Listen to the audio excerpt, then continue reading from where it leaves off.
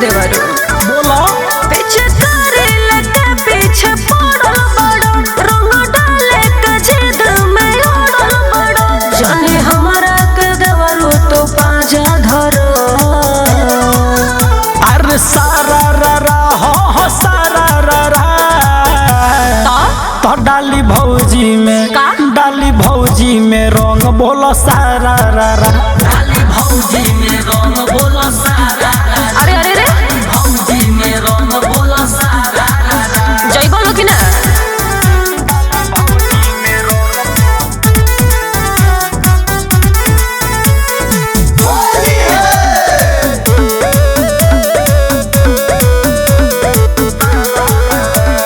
केतनो घुमैबू हमके आगे पीछे अच्छा। डाली के रंग बाकी जाइबो ऊपर नीचे हाँ तो सुन ला सुनाओ तो ऐसे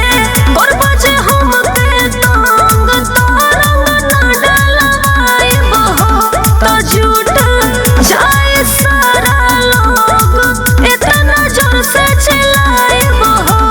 अच्छा अब हमरा के जन परेशान करो अरे सारा रा हो सारा रा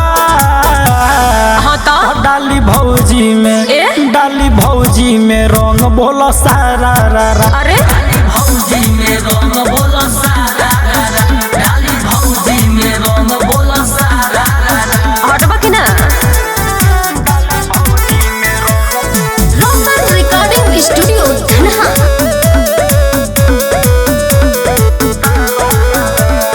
राइटर राहुल के बात जो निटालो हमहू लगाई के तू लगा लो हटबा कि ना ना तो भाभी कोहे के नाभि में गुलाल लगाइए देबो हो कि गड़बड़ होए कुछ तो से तो जीवन नहीं लेबो हो अरे ले ओले महाराज फेर में जो हमरा पड़ो